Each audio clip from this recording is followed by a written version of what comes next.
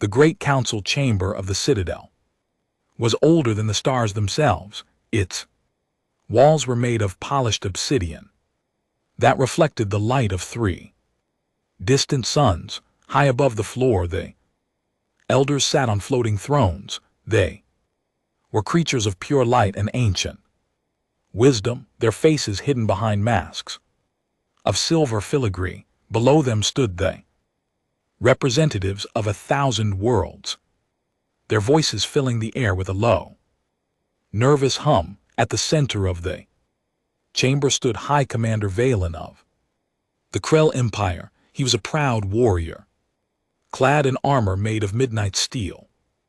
His scales glistened under the bright lights, and his hand rested confidently on the hilt of his plasma blade. Krell had just conquered their 10th star system in less than a cycle, and their ambition knew no bounds. Valen had come before the council to announce their next target. We have found a new sector, Valen declared, his voice echoing off the obsidian walls.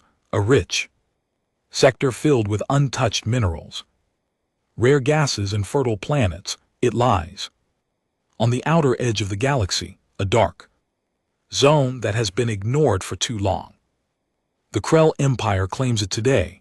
An old tired voice drifted down from the highest throne. It belonged to Prime Elder Aros, the oldest living being in the known universe. High Commander, you speak of Sector 44 Delta. You must turn your ships around. That space is not for you, nor is it for any of us. It must remain untouched. Valen smiled, a sharp, flashing movement of his lips. And why is that, honored elder? The primitive species living there have barely left their home world. They use primitive chemical rockets and communicate with slow radio waves. They are weak. They do not even possess shields or faster than light travel. They will fall to our vanguard in 3 planetary rotations. The great chamber grew terribly quiet. The ambient light seemed to dim, and a cold draft swept through the massive room. The elders did not look angry. They looked terrified. They are not weak, Elder Oros whispered, and though his voice was quiet, it carried the weight of a dying star. They are sleeping. The elders warned all who came before you. Do not awaken humanity. They are a species born from fire, chaos, and endless war. They fought themselves to the brink of death for thousands of years, and when they finally stopped, they chose to rest in the dark. If you touch their borders, you will not just start a war, you will end a galaxy. Valen laughed. It was a loud, mocking sound that shocked many of the smaller, peaceful diplomats in the hall. The Krell do not fear fairy tales, Elder. We do not stop our march because of old bedtime stories told to fright young hatchlings. If this humanity is as dangerous as you claim, let them face our plasma cannons. We will turn their home world into a glass ball and scatter their ashes across the void. They refuse to acknowledge our greatness, so we will show them our might. They do not refuse to acknowledge you, Elder Oro said softly, his silver mask tilting downward. In profound sadness, they do not even know you exist, and pray to the ancestors that they never do, for if they look up and see an enemy, they will not stop until everything you have ever built is gone. Valen did not listen. He turned his back on the High Council, a gesture of ultimate disrespect, and marched out of the chamber. His heavy boots clicked against the stone floor, a rhythmic sound that felt like a countdown to disaster. Behind him, the elders bowed their heads, and the lights of the citadel flickered as if a great shadow had just fallen over the future. The Krell battle fleet arrived at the edge of the solar system 3 weeks later. It was a magnificent sight. 200 dreadnoughts, their hulls glowing with green energy shields, formed a perfect crescent formation. Behind them were hundreds of troop carriers carrying millions of armored Krell warriors eager for blood and glory. Valen stood on the bridge of his flagship, the Star Cleaver. He looked at the main view screen, which showed a small blue and green planet orbiting a common yellow star. The planet was called Earth. To Valen, it looked small, fragile, and utterly defenseless. Commander, his chief sensor officer reported, his tentacles moving quickly over the control panel. We have detected their communication network. It is just as the scouts reported, simple data packets, unencrypted radio waves, and rudimentary satellite grids. They have no planetary defense shields. They have no orbital weapon platforms. They have a small space station with only 6 individuals on board. A pathetic display. Valen muttered, send the Vanguard, destroy their space station first. Let them see their small achievements burn in the sky before we land our armies. I want them to know despair before they know death. The Vanguard, a group of 12 agile cruisers, broke away from the main fleet and sped toward Earth. They fired their heavy plasma cannons from long range. The human space station did not even have time to send a distress signal. In a flash of blinding light, the metal structure was torn apart, its pieces melting into the vacuum of space. Krell warriors on the bridges of their ships cheered, raising their fists in victory. It was too easy. On the surface of the planet, the humans did not understand what was happening at first. For centuries, they had looked at the stars and wondered if they were alone. They had spent decades fixing their own planet, ending their old wars, cleaning their oceans, and learning to live in peace. They had forgotten the brutal art of killing because they thought they would never need it again. They were peaceful, creative, and gentle. But deep inside their DNA, the old ghosts were still there. When the pieces of the shattered space station fell through the atmosphere, burning like angry red streaks across the night sky, the global networks went wild. Scientists around the world quickly realized this was not an accident. Then, the Krell fleet broadcasted a message across every television screen, radio frequency, and digital device on Earth. The face of Valen appeared, dark and menacing. People of Earth, his translated voice boomed, you are now subjects of the Krell Empire. Your resources belong to us. Your lives belong to us. Any resistance will result in the immediate destruction of your cities. Drop your tools, bow your heads, and wait for your masters. The world went completely silent. In the grand cities of New York, Tokyo, London, and Nairobi, people stood still in the streets, looking up at their screens. They did not cry, they did not panic. Instead, a strange collective feeling passed through billions of minds. It was a feeling they had not felt in a very long time. It was the feeling of survival in a deep underground bunker beneath the mountains of the northern continent. An old military command center was covered in dust. It had been closed 50 years ago when the world signed the Global Peace Treaty.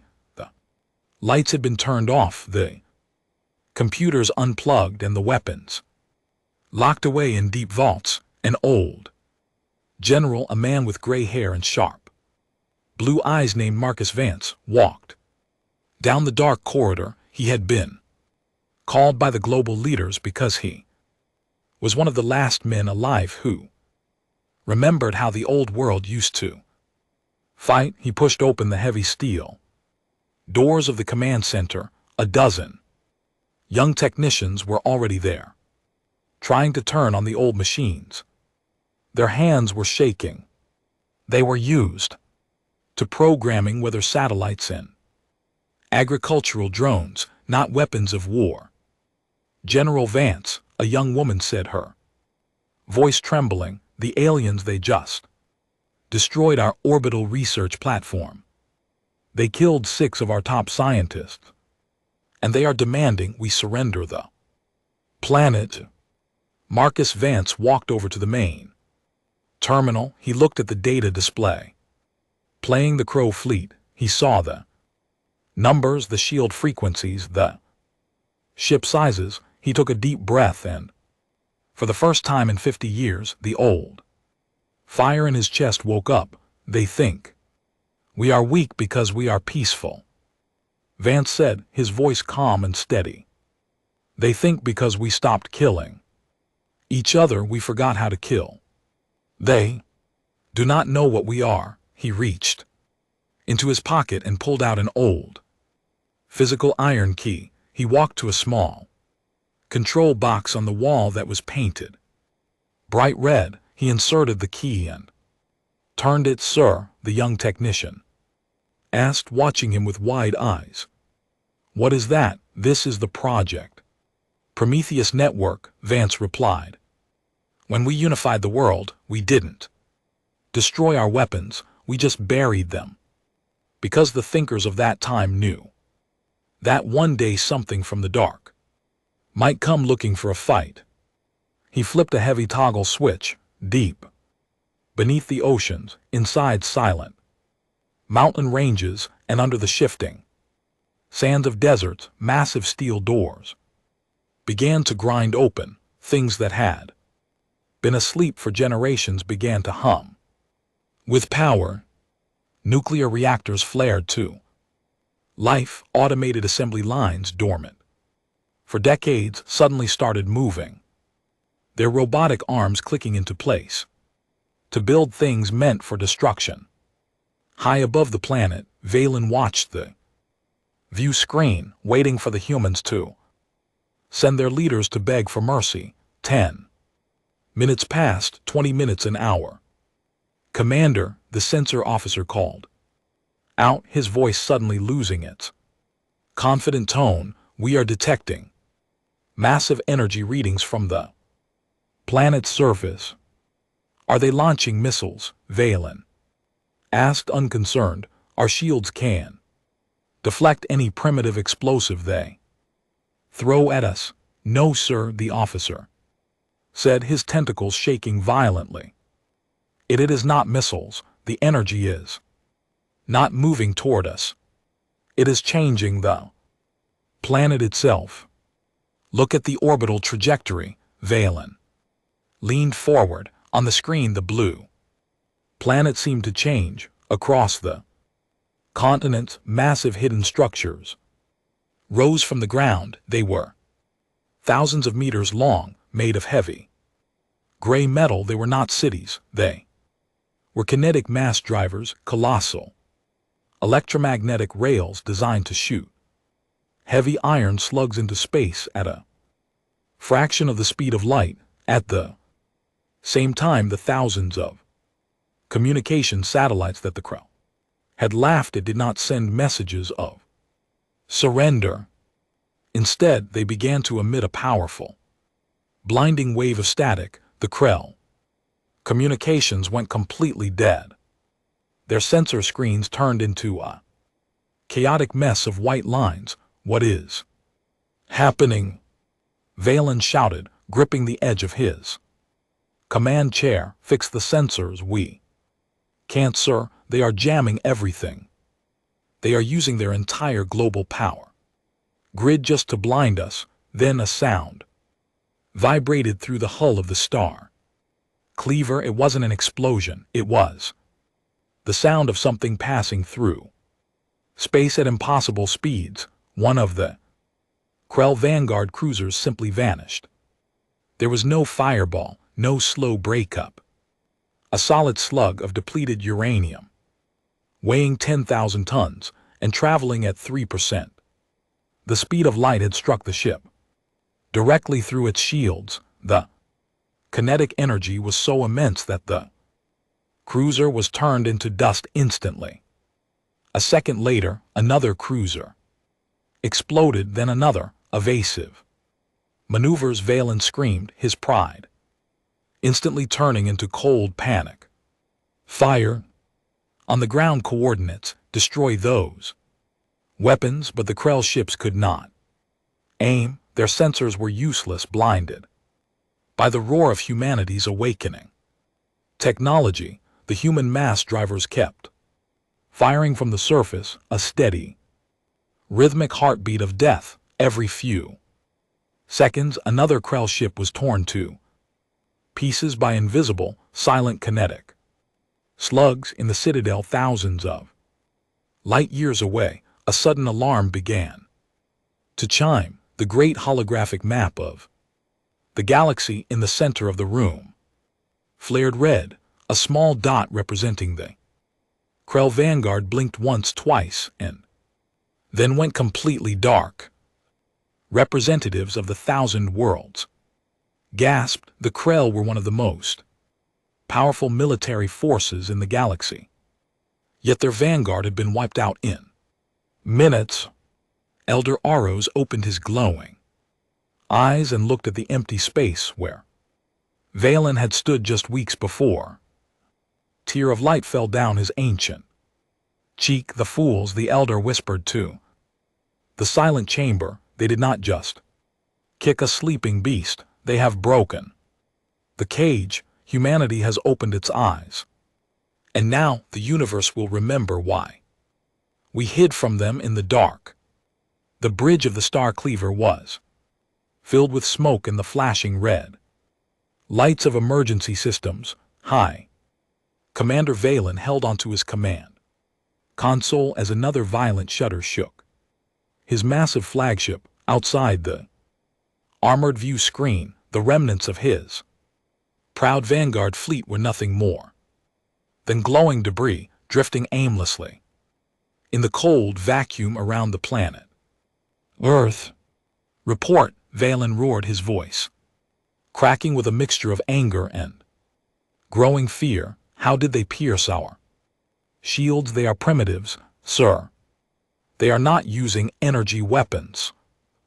Chief Engineer shouted over the sound of blaring sirens. Our shields are designed to deflect plasma, lasers, and particle beams, but the humans are shooting raw heavy matter. They are throwing giant rocks and metal slugs at incredible speeds. The sheer kinetic force passes right through our energy grids and crushes our hulls. Valen stared at the tactical display. Out of the 12 advanced cruisers he had sent forward to teach the humans a lesson, none remained, and now the energy readings from the planet's surface were not decreasing, they were multiplying. Retreat! Valen ordered, the words tasting like poison in his mouth. Pull the main fleet back to the outer edge of the system. Move behind the giant gas planet. We need time to analyze their weapons and recalibrate our defenses. The remaining 200 Krill dreadnoughts turned around, their massive sublight engines flaring bright blue as they fled from the blue and green world. For the first time in the history of the Krill Empire, a fleet was retreating from a species that had not even achieved faster than light travel down on Earth. Inside the deep bunker of Project Prometheus, the atmosphere was completely different. The air was thick with the smell of old ozone and hot electronic components, but the young technicians were no longer shaking. They were cheering. General Marcus Vance stood before the primary tactical screen, his face grim but defiant. They are running, he observed, watching the red dots on the display move away from Earth's orbital path. We did it, General, The young female technician cried out, wiping a tear of relief from her eye. We drove them off. No, Vance said, his voice dropping the celebration like a stone. We didn't drive them off, we just surprised them. They still have hundreds of large ships.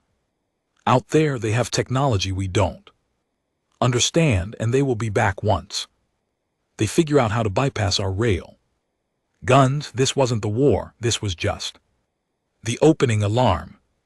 He turned away from the screen and walked toward a secure communication station at the back of the bunker. Connect me to the United Earth Directorate. Tell them to activate the second phase. We need every factory, every shipyard, and every lab working around the clock. The peace is over. We are back in the manufacturing business. Within hours, the entire human planet transformed.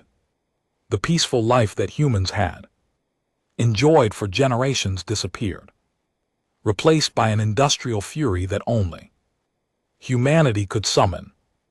The global economy was completely reorganized for production in the automated factories of Detroit, Stuttgart, and Shanghai. The assembly lines that had been making clean energy vehicles and medical equipment were reprogrammed in minutes. Massive robotic arms began welding thick plates of carbon steel armor. 3D printers began printing thousands of heavy missile casings. Humanity did not have a large star fleet, but they had millions of transport ships, mining vessels, and orbital cargo haulers in the high shipyards orbiting the moon. These peaceful ships were brought in by the hundreds. Engineers worked in zero gravity, cutting off civilian parts with plasma torches and bolting heavy armor and missile pods onto the hulls. They were not pretty ships. They were blocky, ugly, and brutal, but they were dangerous. Meanwhile, a brilliant young human scientist named Dr. Elena Rostova was looking at a piece of alien metal. A small fragment of a Krell drone had crashed into the Pacific Ocean after the battle, and it had been recovered by a fast submarine. She stood in a high-tech lab surrounded by glowing holographic projections of the alien material's atomic structure. A group of military officers stood behind her waiting for an answer. It is incredible, Dr. Rostova whispered, her fingers tracing the holographic lines. Their metal uses a strange molecular bond that we have never seen. It allows their ships to be light but stronger than anything we can make. And their engines, they use a contained antimatter reaction. That is how they travel between the stars. Can we copy it, Doctor? An officer asked urgently. Elena turned around, a sharp, determined look in her eyes. Copy it? No, we don't have the tools to replicate this from scratch in a few days, but we don't need to copy it. We can bridge it. Their systems use a very specific energy frequency to maintain their antimatter containment. If we modify our standard industrial lasers, we can disrupt that frequency. We don't need to break their armor if we can make their own engines explode from the inside. She smiled, a cold expression that would have made Valen very uncomfortable. They brought a highly advanced, delicate machine to a knife fight. We just need to show them how easy it is to break. Deep in the outer solar system, hidden behind the thick, stormy atmosphere of Jupiter, the Krell fleet had gathered. Valen was furious. He had sent messages back to the Krell homeworld demanding reinforcements, but the reply he received had been frustrating. The High Council of the Empire was hesitant. The news of the Vanguard's total destruction had sent shockwaves through the government, and the words of the elders were beginning to haunt the Krell. Politicians, they tell me to wait. Valen hissed to his officers on the bridge. They tell me to negotiate with the primitives. The Krell do not negotiate with insects. We have modified our shields. Our engineers have added thick physical barrier fields to the front of our ships. The next time those human railguns fire, the metal slugs will hit our barrier fields and shatter before they touch our hulls. He looked out at his fleet. They had repaired their damage and were ready for revenge. Set course for Earth, maximum speed. We will not use a vanguard this time. We will advance as one single crushing wall. We will wipe out their orbital defenses before they can reload. The Krell fleet accelerated, moving out from the shadow of Jupiter. They flew past Mars, ignoring the small human research stations on the red planet, and headed straight for Earth. As they approached, Valen looked at his tactical sensors. He expected to see the humans hiding behind their planetary railguns. Instead, he saw something else. A vast fleet of ships had moved away from Earth and was waiting for them near the moon. There were over 500 vessels. They were mismatched, irregular, and lacked any uniform design. Some were modified asteroid miners, others were massive fuel tankers converted into missile platforms, and among them were hundreds of small agile fighter craft that looked like angry hornets. They are coming out to meet us, Valen said, genuinely surprised. With those rust buckets, they have no shields. A single blast from our main cannons will melt those civilian hulls. Commander, the sensor officer warned, the human fleet is accelerating. They are not forming a defensive line. They are charging directly at us. Fire at will, Valen ordered. Destroy their fleet. The Krell dreadnoughts opened fire. Hundreds of bright green plasma beams cut through the darkness of space, striking the advancing human ships. When the beams hit, many of the modified human transport ships simply vaporized. The civilian hulls could not withstand the alien heat, but the humans did not stop. They did not turn back when their comrades died. They kept coming, using the burning wrecks of their own ships as shields to block the oncoming fire. They are insane, a Krell pilot whispered, watching a human cargo ship, its engine compartment completely on fire, continue to accelerate directly toward a Krell cruiser. The human ship, named the Iron Horse, rammed the Krell cruiser at full speed. The impact was horrific. The heavy, unshielded mass of the human ship crushed the front of the Krell cruiser, forcing both ships to spin out of control and explode in a massive fireball. Then the human fighters arrived. They were too small and fast for the heavy Krell cannons to track. They swarmed over the giant dreadnoughts, firing thousands of small, specialized missiles. The missiles are not damaging our hulls, sir, the Krell defense officer reported, feeling a wave of relief. Their explosives are too weak. But on the bridge of the Star Cleaver, Valen noticed something wrong. The red lights on his engine console began to flicker. Why is our power dropping? He demanded. Suddenly an explosion rocked the back of his ship. Commander, the engineer screamed in absolute terror. The human missiles, they didn't carry explosives. They carried high-intensity frequency emitters. They have found a way to disrupt our antimatter containment fields. Our own engines are becoming unstable. Across the battlefield, the advanced Krell Dreadnoughts began to fail, one by one. Their brilliant green shields flickered and died. Internal power lines blew out, leaving the massive warships dark and helpless in space, and that was exactly when the human railguns on Earth fired. Again, without their shields and barrier fields, the helpless Krell ships were completely exposed. The heavy uranium slugs arrived like a storm of iron rain, punching through the elegant Krell hulls. From side to side, the beautiful alien fleet was being systematically dismantled by raw, primitive violence. Valen watched in horror as his proud armada was torn to shreds around him. He realized then that the elders had been right. Humanity was not just a species. They were a force of nature. They did not care about the rules of advanced galactic warfare. If they needed to fight, they would use whatever they had.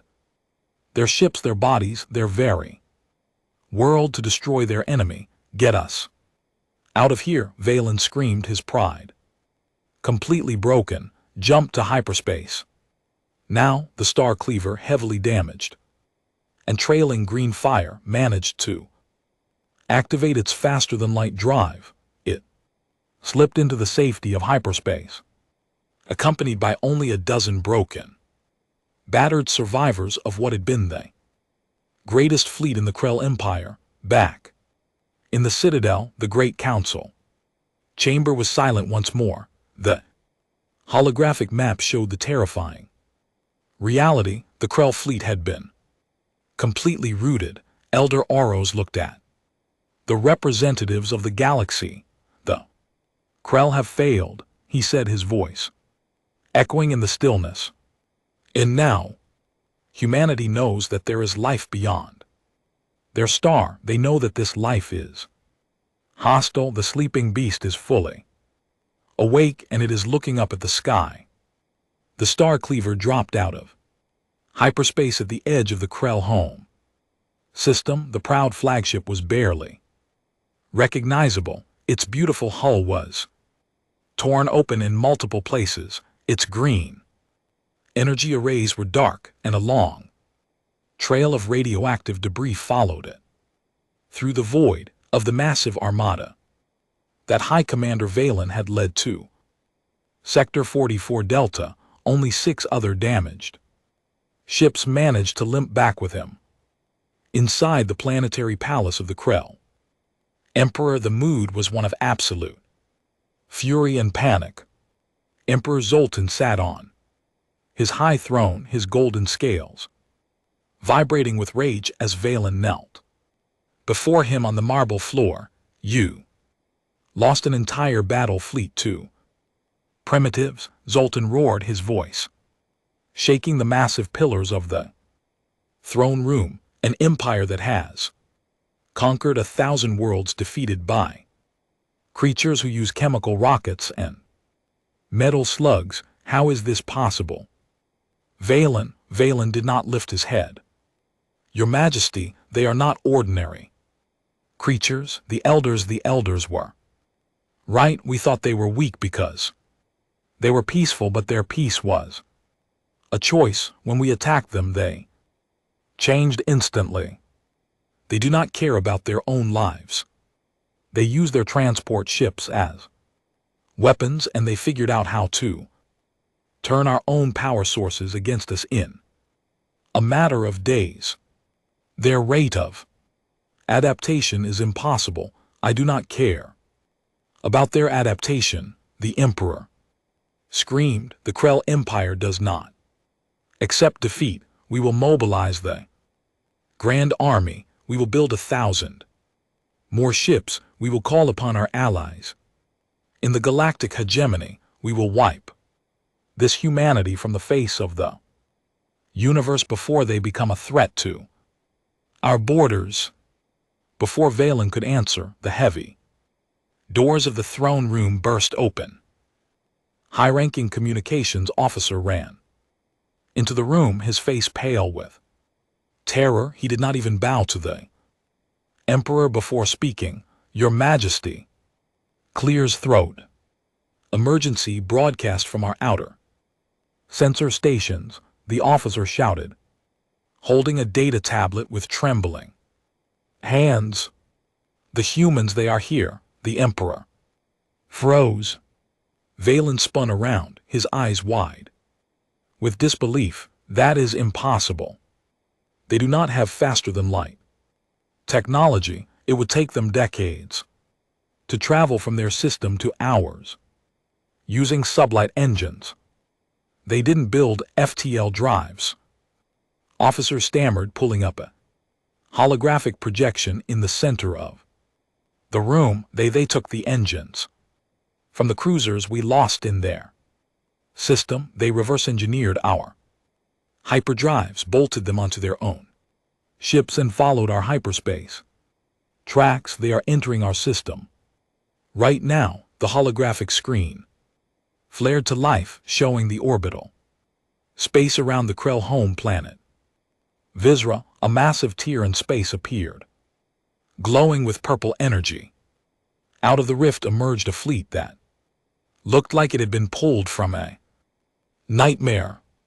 These were not the civilian transport ships the Krell had fought near the moon. These were the new creations of a fully mobilized Earth. They were colossal, blocky warships, painted a dark matte black that absorbed the light of the stars. They had no elegant lines or decorative features. They were built for one purpose only: absolute devastation. Their hulls were covered in thick layers of heavy armor, and massive missile bay lined their sides. At the front of each ship was the gaping maw of a planetary-scale mass driver. Leading the fleet was a massive command vessel, 3 times the size of any Krell dreadnought. Painted on its side in bold white letters was the name USS Vengeance. On the bridge of the U.S. Vengeance, General Marcus Vance stood behind the primary command console. Beside him was Dr. Elena Rostova, who was monitoring the alien system's energy readings. We have arrived at the Krell coordinates. General Vance's operations officer reported. Their planetary defense grid is activating. They have 3 orbital stations and dozens of defense platforms powering up. Vance nodded slowly. They chose this path when they destroyed our research station and killed our people. They thought they could attack us and remain safe in their distant homes. We are here to show them that distance cannot save them from humanity's wrath. He looked at Alina. Is the network ready, Doctor? Ready, General, she replied, tapping her console. We have integrated the antimatter disruption frequencies we discovered into our main energy arrays. Their orbital stations won't be able to hold their power grids for more than a few minutes. Open fire, Vance commanded calmly. The human fleet did not hesitate. The front of the USS Vengeance lit up with a brilliant, blinding light as its massive electromagnetic rails fired a solid slug of tungsten the size of a building, shot through space at 5% the speed of light. It struck the first Krell orbital defense station before the aliens could even register the launch. The kinetic impact was so violent that the station did not just shatter, it compressed into a ball of twisted metal and exploded, scattering debris across the atmosphere of the planet below. At the same time, the other human warships unleashed thousands of long-range missiles. These missiles did not just carry explosives, they carried the disruption fields designed by Alina's team. As they exploded near the Krell defense platforms, the alien systems began to fail, their shields dropping and their weapons going dark. Down on the surface of Visra, millions of Krell Citizens looked up at the sky in absolute horror.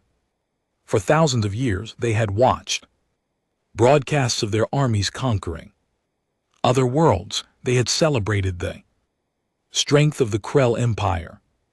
They had believed they were the masters of the galaxy. Now their sky was falling. The burning pieces of their defense stations fell like meteors, crashing into the oceans and mountains, causing massive earthquakes and tidal waves. The dark, terrifying shapes of the human warships filled the upper atmosphere, casting a shadow over the entire capital city. Inside the palace, Emperor Zoltan watched the destruction of his defenses on his screens. His anger had completely vanished, replaced by a cold, paralyzing fear.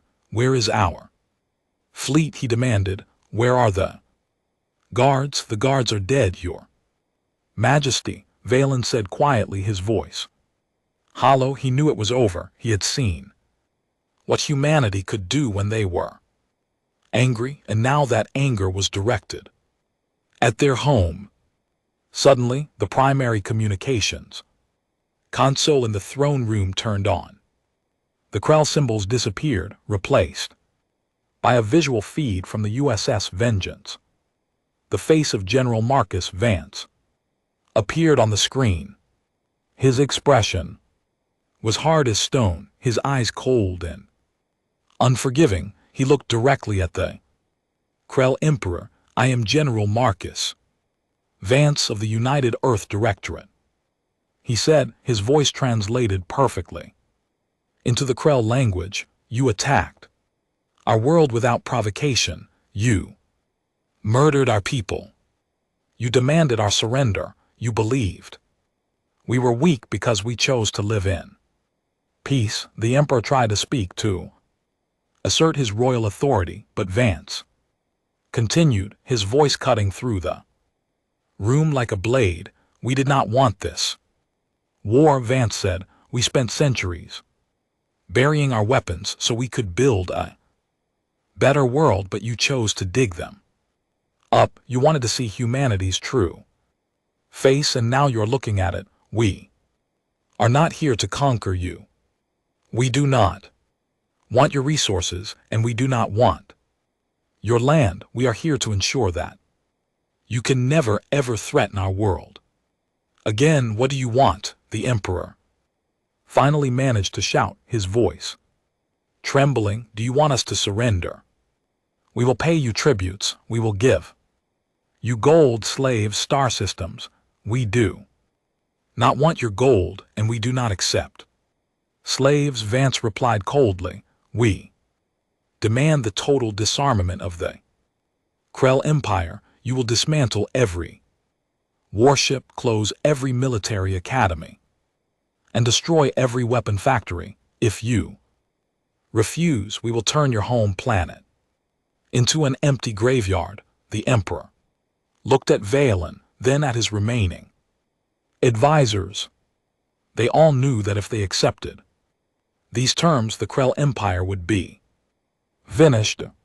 They would be helpless at the mercy of the other species they had conquered in the past. Never, the Emperor roared, trying to reclaim his pride. The Krell will never bow to primitives. We will fight you in the streets. We will fight you until the last warrior falls. General Vance didn't look surprised. He didn't even look angry. He simply reached out his hand and pressed a button on his console. So be it, Vance said, and the screen went black. A second later, the human fleet began its orbital bombardment. They did not fire on the civilian cities. They were not monsters. Instead, they targeted every military base, every shipyard, every weapon depot, and every power plant on the planet. The ground shook as thousands of kinetic slugs struck the surface. The explosions were so massive they could be seen from space, bright orange scars tearing across the landscape of Visra.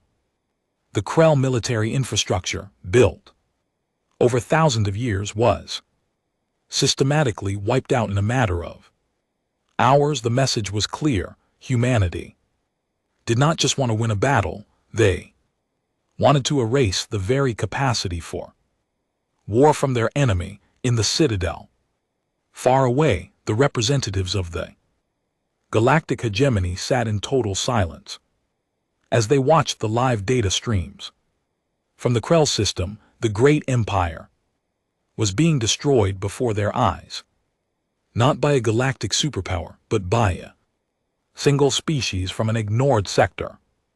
Elder Oros closed his eyes and let out a long sigh. The Krell are gone, he said softly, and now the galaxy must face the consequences of their arrogance. The humans have tasted the blood of their enemies, and they have realized how small the universe truly is. The age of peace is over. The destruction of the Krell Empire's military power sent a shockwave through the entire known galaxy. Planets that had lived under the Krell's cruel rule for centuries suddenly found themselves free. But they were not celebrating, they were terrified. A new power had risen from the dark edges of space, a species that had defeated one of the greatest military armadas in the universe in a matter of weeks. In the Citadel, the leaders of the galactic hegemony met in an emergency session. The hegemony was a union of three powerful species: the Centauri, a race of tall, elegant politicians; the Valeri, a proud warrior species with feathered wings; and the Zeth, cybernetic beings who valued logic above all else. Together with the ancient elders, they had maintained order in the galaxy for 10,000 years. Now that order was broken. We must strike them now, High Commander Thorn of the Valari declared, slamming his fist onto his council table. He was a massive creature with bright red feathers and armor made of gold.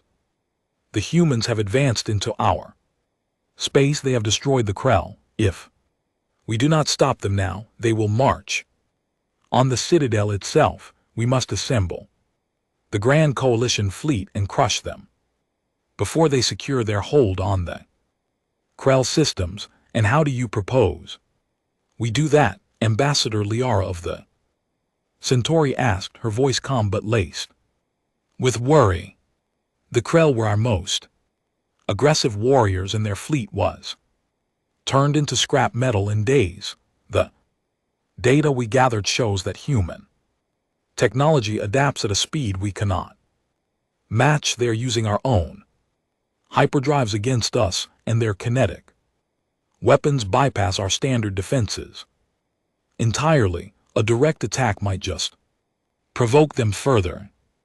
Logic suggests a defensive posture. The Zeth representative buzzed, his mechanical eye spinning. Humanity has not attacked any hegemony worlds yet. They only targeted the Krell because the Krell attacked them first. If we establish a quarantine zone around Sector 44 Delta and the former Krell territories, we can contain them while we develop countermeasures against their kinetic weaponry. The debate raged for hours, voices rising in anger and fear. The representatives of 1,000 smaller worlds watched from the lower tiers, wondering if their civilizations would survive the coming storm. Finally, Prime Elder Oros rose from his high throne. The entire chamber went silent. Instantly, the light around the elder seemed dim, reflecting his deep sorrow. You still do not understand, Elder Oros said, his voice echoing through the massive hall. You speak of quarantine zones and coalitions as if you are dealing with a normal empire. You think this is a matter of territory, resources, or political power. It is not. He looked down at the Valari commander. The Krell did not just take territory. They destroyed a human research station. They killed human individuals who were seeking knowledge and peace. 2. Humanity, that is not a political dispute, it is a crime against their species. They did not come to conquer the Krell, they came to punish them, and they will do the same to any who stand in their way. Are you saying we should just surrender to these primitives? Thorn shouted, his feathers bristling with pride. I am saying you should not have ignored our warnings, Oros replied. Softly, the elders told you for generations do not awaken humanity. We knew what they were capable of because we saw them fight during the first dawn.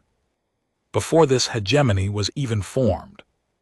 They are a species of extremes. When they love, they build magnificent wonders. When they fight, they become the hand of death itself. You cannot negotiate with their anger, and you cannot stop their march with walls. He turned his back on the council. Hegemony has chosen to view them as an enemy, therefore they will become your enemy. May your ancestors have mercy on your souls, for humanity will have none. While the hegemony debated, the human fleet did not rest. General Marcus Vance had established a forward command base in the ruins of the Krell orbital shipyards, human engineers working alongside thousands of liberated Krell slaves who had volunteered to help were transforming the facility into a massive production center. The USS Vengeance sat at the center of the fleet, surrounded by dozens of new warships that were being built using the refined materials from the Krell mines. Humanity was no longer just adapting, they were innovating. Dr. Alina Rostova walked into General Vance's briefing room, holding a glowing data drive. Her eyes were tired but bright with excitement. General, she said, plugging the drive into the main table, a holographic map of the galaxy appeared with thousands of star systems glowing in different colors. We have successfully downloaded the Krell Central Database. We now have a complete map of the galactic hegemony. Vance looked at the map. He saw the vast territories of the Centauri, the Valyri, and the Zeth. He saw the Citadel, the massive space station that served as the capital of the galaxy. It was located in the central system, surrounded by heavy defense webs. They have a massive empire, Vance remarked, his voice steady. And according to our long-range sensors, they are moving ships. The Valyri and the Centauri are forming a massive fleet near the border system of Xylos. It looks like they are preparing for an invasion. They are terrified, General Alina said. They saw what we did to the Krell and they think we are going to conquer them next. They don't understand that we just want to be left alone. Then we need to show them that attacking us is a fatal mistake, Vance said, his jaw tightening. We showed the Krell our strength, but the hegemony clearly needs a demonstration as well. If they assemble that fleet at Xylos, we will destroy it before it can launch. But General, Alina countered gently, if we attack their coalition fleet, we will be at war with the entire galaxy. There are trillions of them and only billions of us. We can't fight a war against 1,000 worlds at the same time. Vance walked over to the viewport, looking out at the dark expanse of space. We don't have to fight 1,000 worlds, Doctor. We just have to break their will to fight. The hegemony is built on the belief that they are superior, that their technology and their ancient history make them invincible. We need to shatter that belief completely. We need to strike them so hard and so fast that the very idea of fighting humanity fills them with terror. He turned back to her, his blue eyes flashing with determination. Prepare the new weapon systems. We are moving the fleet to Xylos. If the galaxy wants to see what happens when they refuse to acknowledge humanity, we will show them. 3 days later, the Xylos system was filled with the greatest collection of military power the galaxy had seen in a millennia. The grand coalition fleet of the hegemony had gathered. Over 2,000 warships from 100 different species formed a massive shimmering grid across the system. There were elegant Centauri cruisers, heavily armored Valari dreadnoughts, and glowing Zeth capital ships. High Commander Thorn stood on the bridge of his flagship, the glory of Valeria. He looked at the massive fleet under his command and felt a deep sense of pride. No one could defeat this armada. The humans would be crushed like dust beneath his boots. Commander, his sensor officer called out, his voice tense. We have a massive gravitation anomaly detected at the edge of the system. Multiple hyperspace tiers are opening. Form defensive lines. Thorn ordered, his voice booming through the communications network. Prepare all plasma rays. Let them come. The space at the edge of the Xylos system tore open and the human fleet emerged.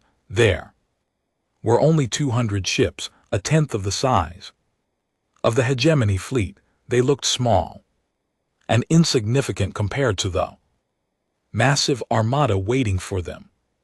Thorn laughed over the open fleet channel. Is this all they brought? They think they can defeat the entire galaxy with a handful of blocky metal crates.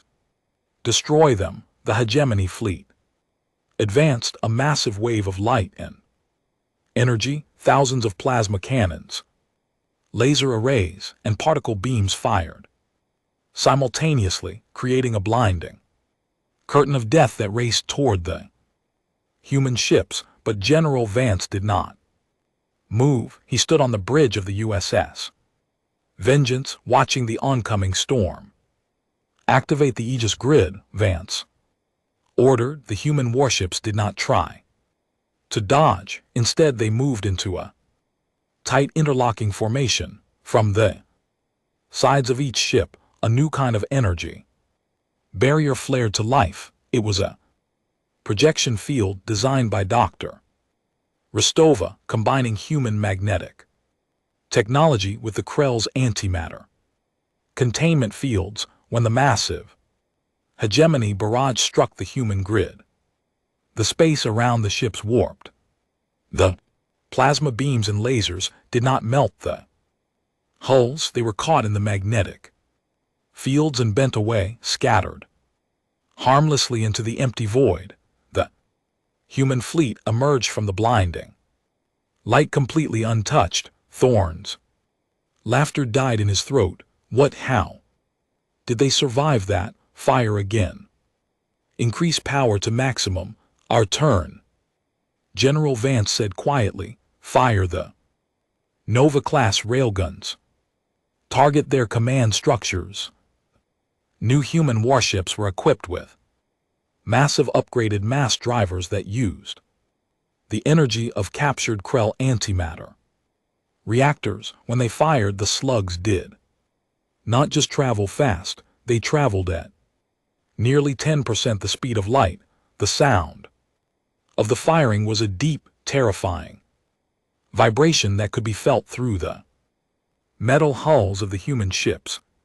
Across the system, 30 hegemony capital ships simply exploded into clouds of expanding gas. The kinetic slugs passed through their advanced shields as if they weren't even there, tearing through the metal structures and detonating their fuel cores instantly. Before the hegemony could react, the human fighters swarmed out. Thousands of small automated drones that flew with Impossible speed. They didn't target the hulls, they targeted the engines and communication dishes, using precision. Electronic warfare to blind and disable. The alien warships, the battle turned into a slaughter in minutes. The hegemony fleet, for all its size and history, could not cope with the sheer brutality and speed of the human attack.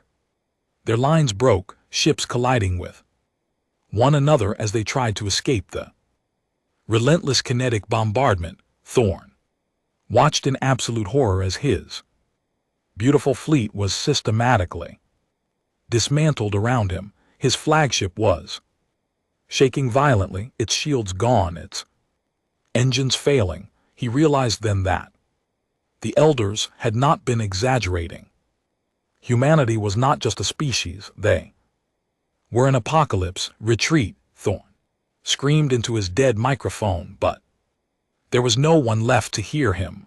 The Grand Coalition was gone, turned into a vast field of burning metal and drifting bodies in the cold, silent dark of Xylos. The Xylos system had become a vast graveyard of galactic pride. The burning remnants of 2,000 hegemony warships cast an eerie, flickering orange light over the frozen moons of the system. The human fleet, still largely intact and glowing with the quiet energy of their advanced shields, stood like silent sentinels over the destruction. News of the total annihilation of the Grand Coalition fleet reached the Citadel within minutes. The capital of the galaxy was thrown into complete chaos. Politicians fled their offices, wealthy diplomats boarded private transports to escape to the outer rims, and the citizens of 1,000 worlds filled the streets in terror, waiting for the sky to burn. Inside the great council chamber, the remaining leaders of the hegemony sat in darkness. High Commander Thorn was gone, his ship destroyed at Xylos.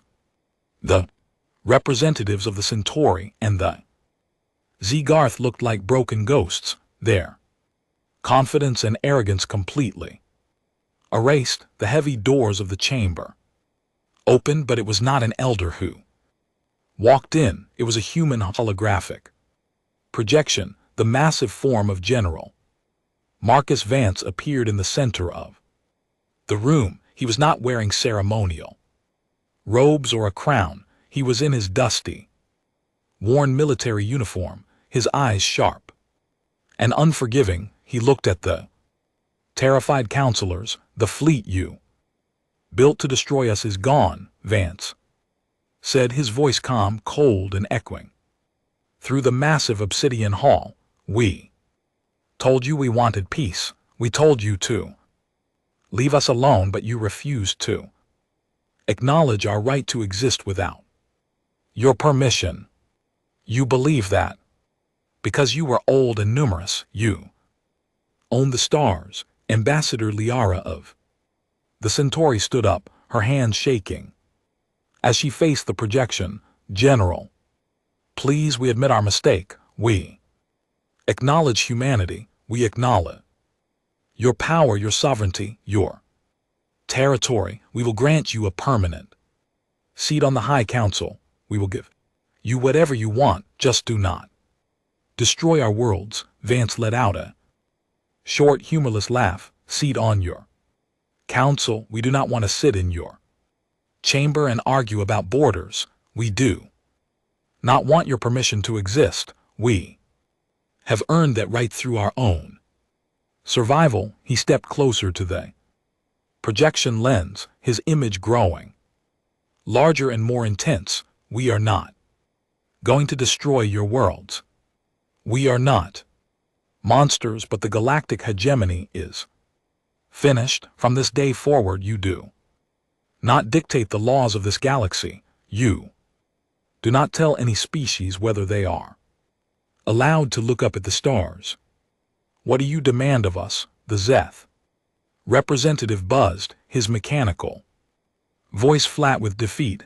Toll. Disarmament of the central hegemony. Vance stated, every world will maintain. Only local police forces, all military.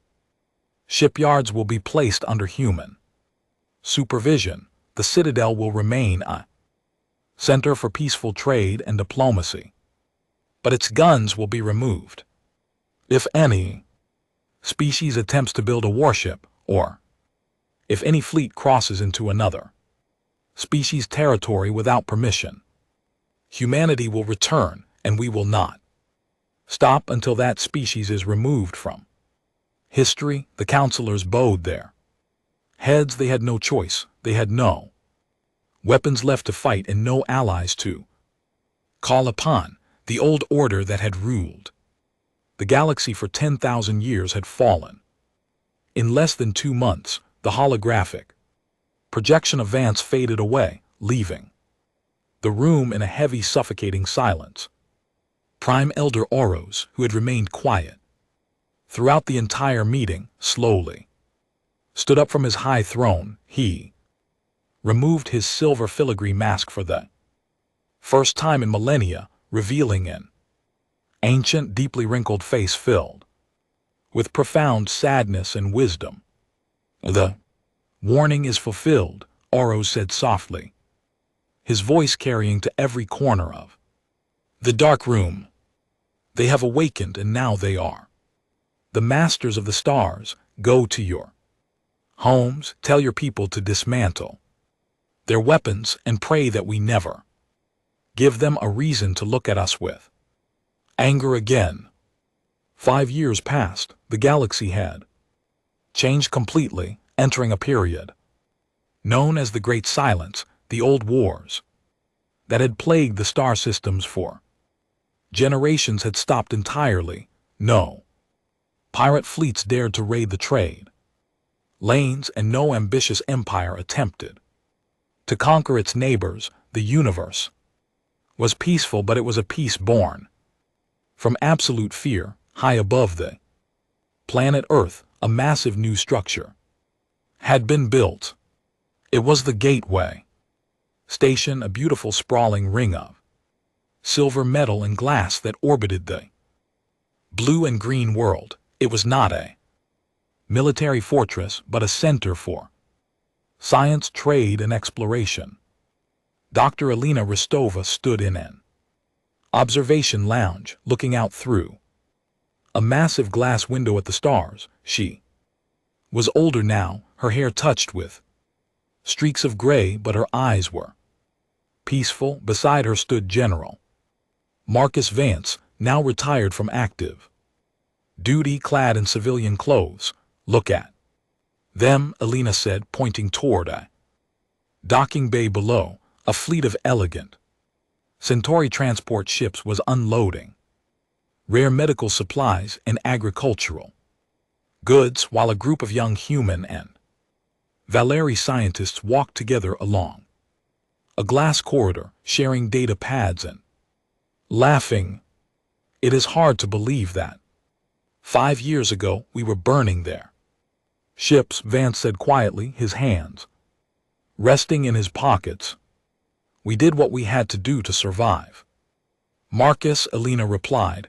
They didn't understand peace because they had never faced an equal. They thought peace was something the strong granted to the weak. We had to show them that peace is a mutual respect, earned through the knowledge of what happens when it is broken. And do you think they have truly learned? Vance asked, looking toward the distant stars where the former hegemony worlds lay. They have, Elena smiled, because they know that deep in the dark humanity is still watching. We have gone back to our old lives. We are building cities, exploring new worlds, and making art. We are peaceful again. She turned to look at him, her expression turning serious. But they also know that if anyone ever tries to put us in a cage again, if anyone ever refuses to acknowledge that every living thing has the right to be free, the fire is still there, and we will not hesitate to burn the universe to keep our home safe. Vance smiled, a gentle, relaxed expression that he could never have worn. During the war, he looked down at the blue planet below, vibrant and full of life, protected by the very stars that had once threatened to destroy it. The elders had warned the galaxy not to awaken humanity. The galaxy had refused to listen, and in their arrogance they had brought about their own end. But out of the ashes of that old, cruel empire, a new universe had been born. One where the strong did not crush the weak, and where the stars belonged to all who dared to look up at them in peace. Humanity had returned to its sleep, but its eyes were forever open, a silent promise of protection for the galaxy they had saved from itself.